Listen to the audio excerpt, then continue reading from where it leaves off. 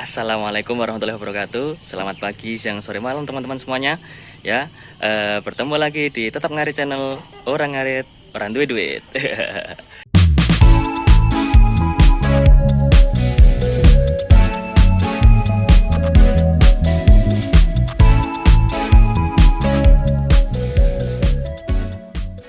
Apa kabar teman-teman sekalian? Ya, semoga kalian dalam keadaan sehat walafiat, tanpa kurang suatu apapun, dan selalu dilimpahkan rezekinya oleh Allah Subhanahu wa Ta'ala. Ya, hari ini pagi yang cerah ini ya, kalian akan saya ajak membuat silase teman-teman. Ya, yaitu salah satu metode pengawetan pakan ya, dimana kemarin itu ceritanya saya dapat banyak stok pakan, yaitu daun singkong teman-teman. Jadi mau tidak mau ya harus diawetkan biar tahan lama, tidak busuk ya, untuk persediaan sewaktu-waktu di rumah ya, jika tidak sempat ngarit teman-teman. Bagaimana keseruannya? Ya, langsung saja kita ke TKP. Let's go. Ya, jadi ini salah satu stok pakan saya yang kemarin baru datang, teman-teman ya. Jadi daun singkong yang sebanyak ini tidak mungkin diberikan sekaligus ya, karena ya ternak saja saya cuma berapa ekor. Jadi mau tidak mau ya, kalau ingin awet ya harus diawetkan dengan berbagai metode, salah satunya itu silase. Nah, apa saja yang harus disiapkan teman-teman ya, silahkan simak terus ya. Jadi hal pertama yang harus disiapkan untuk membuat silase teman-teman, yang pertama ya pasti pakannya. Pasti pakannya ya, usahakan kadar airnya itu rendah teman-teman, minimal ya 30% lah, atau ya jika kalian pegang ya, kalian remas itu tidak keluar airnya. Nah, khusus untuk daun singkong ya, khusus untuk daun singkong ini sebenarnya segar pun ya, baru metik pun, yang penting tidak terkena embun atau hujan, dia sebenarnya sudah berkadar air rendah, termasuk rendah lah dibanding dengan rumput odot. Jadi sebenarnya bisa langsung disilase ya, tidak perlu diangin-anginkan, karena pengalaman saya seperti itu. Biasanya kalau istilahnya nyari daun singkong, setelah sampai di rumah ya langsung dicacah, langsung dimasukkan ke tong tanpa harus dilayukan dulu, nunggu pagi berikutnya atau hari berikutnya. Itu terlalu lama, membuang waktu. Jadi kalau yang mau disilase itu daun singkong ya, ini bisa kalian langsung cacah ya, langsung disilase tanpa harus dilayukan dulu, seperti itu teman-teman. Nah, kemudian hal yang berikutnya yang harus kalian siapkan ya, itu tempatnya teman-teman ya, tempatnya. Jadi di sini saya menggunakan tong ya, tong biru ya, atau mungkin di daerah kalian menyebutnya drum ya, drum. Ini nggak tahu bekas apa, yang jelas biasanya bisa bekas bahan kimia atau malah bekas saus ya, bekas saus atau olahan tomat seperti itu teman-teman ya. Ada salah satu yang saya beli masih ada bekas tomatnya ya. Nah, apakah harus ini wadahnya? Tidak ya, karena ada banyak wadah yang bisa digunakan untuk membuat silase atau menjadi wadah tempat silase ya. Ini hanya salah satunya. Memang kelebihannya ini awet teman-teman ya, awet karena ya tidak mudah rusak, tidak mudah bolong segala macam, kuat segala macam. Tapi ya kekurangannya memang harganya relatif mahal ya. Untuk pembahasan tempatnya tempat apa saja yang bisa digunakan untuk sebagai penyimpanan pakan, nanti akan saya bahas di video selanjutnya. Ya, kita lanjut dulu. Kemudian hal berikutnya yang harus dipersiapkan, nah itu ini teman-teman, alat cacah. Alat cacah ya, alat cacah ini sangat vital sekali teman-teman dalam proses silase. Jika pakannya yang mau disilase itu sangat banyak ya, karena saya nggak mungkin harus mencacah manual menggunakan sabit atau golok ya, mau sampai kapan selesainya ya, capek sendiri.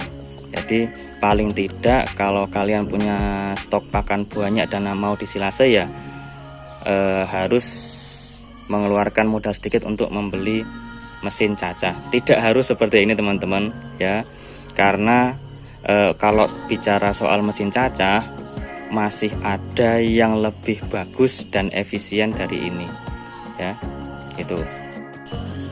Nah, jadi soal bahan-bahan apa saja yang harus dipersiapkan, tadi saya sudah terangkan. Yang pertama ya pasti pakannya sendiri ya, kemudian yang kedua wadah pakannya ya. Di sini saya menggunakan itu ya, drum. Kemudian yang terakhir itu alat cacahnya teman-teman. Nah, itu alat cacahnya ya. Semuanya punya jenis yang bervariasi teman-teman ya. Seperti misal mesin cacah ya, silahkan kalian kalau mau beli itu cari informasi lebih dalam lagi mengenai alat cacahnya ya, biar nanti tidak salah beli ya. Karena kalau yang seperti ini agak repot sebenarnya. Nanti saya akan bahas di video juga selanjutnya ya, video lain saya akan buatkan sendiri. Nah, kemudian juga untuk tempat pakannya teman-teman ya, ini juga tidak harus yang berbentuk drum seperti ini teman-teman. Kalau mungkin kalian anggap mahal ya, ada beberapa macam tempat yang bisa kalian gunakan untuk silase ini ya, seperti itu. Nah, kemudian kita lanjut ke berikutnya, ke hal berikutnya, yaitu proses membuat silase. Let's go. Ya, jadi ceritanya ini sudah saya cacah dari sehabis subuh tadi teman-teman ya. Karena nanti agak siangan saya harus nguli di tempat lain, jadi ya mau tidak mau harus saya cacah lebih cepat ya. Ini ada 2 tong yang sudah terisi dengan penuh ya. Jadi tahap-tahapannya seperti apa kalian saksikan. Setelah setelah daun singkongnya selesai dicacah ya, selesai dicacah dengan menggunakan mesin cacah ini ya. Bentuk hasil cacahnya seperti ini teman-teman. Memang tidak terlalu halus ya, karena ya fungsinya hanya mencacah, tidak memperhalus gitu. Nah, setelah selesai dicacah seperti ini teman-teman ya, ini setelah dicacah seperti ini ya, kalian masukkan ke dalam tong, ya. Diusahakan serapat mungkin, sepenuh mungkin teman-teman ya. Jika kalian bisa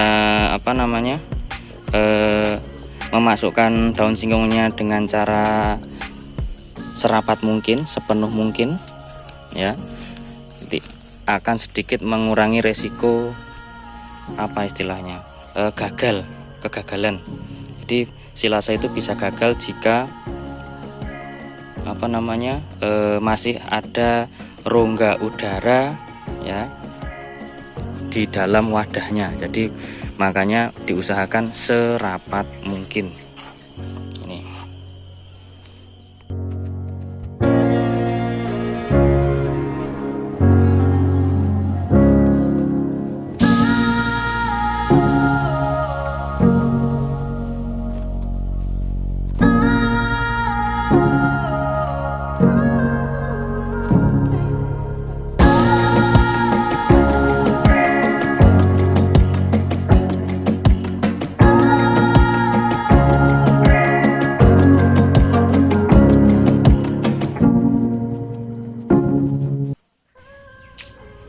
Ya, jadi seperti ini teman-teman ya, yang sudah dimasukkan ke dalam tong, sudah saya injak-injak tadi.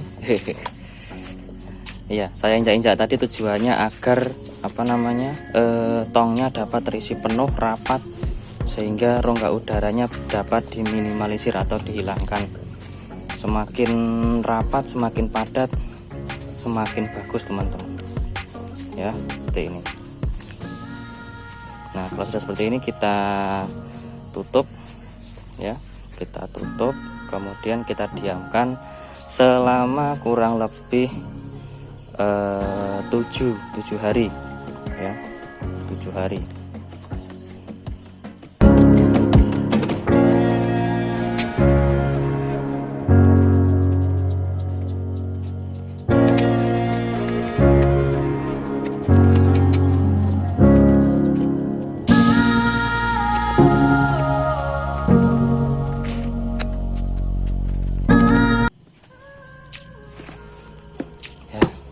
Ini tadi yang baru saja saya tutup teman-teman ya. Jadi sudah sudah dapat berapa kempu ini, berapa tong, 1 2 3 4 5, yang itu belum penuh. Nanti akan saya teruskan agak siang atau malah sore ya, karena harus segera pindah lokasi. Oh ya, sebagai tambahan teman-teman, untuk mengenai tongnya ini ya, tong yang saya gunakan sebagai wadah silase ini, sedikit saran, jika ingin menggunakan tong yang seperti ini, kalian harus pastikan tong tersebut ada klepnya ini teman-teman, ada klepnya atau penguncinya ya, daripada nanti kalian setelah beli kok tidak ada klepnya, kalian nanti bingung cara nutupnya gimana. Nah, kenapa klep ini begitu penting teman-teman? Karena kalau tutupnya ini tidak diberi pengaman atau pengunci seperti ini ya, daun singkong yang ada di dalam tong ini memiliki gas teman-teman ya, memiliki gas yang bisa atau mampu membuka tutup ini teman-teman. Jadi kalau tidak dikunci ini bisa buka sendiri. Nah, alhasil kalau buka sendiri alias ngobos ya, kontak dengan udara luar ya, pasti udara luarnya ikut masuk, timbullah jamur, akhirnya busuk teman-teman, gagal. Jadi daripada 2 kali kerja ya, atau 2 kali beli ya, kayak yang kalian istilahnya nanti repot sendiri, mending pastikan sebelum membeli tong kalian pastikan ada klepnya seperti ini, ada ringnya, opo lah ini. Yang penting ada penguncian seperti ini. Insya Allah kalau sudah dibeginikan, tutupnya rapat teman-teman. Kalau perlu ya kalian tambahi plastik, nggak masalah lah itu. Tapi kalau saya seperti ini sudah cukup teman-teman.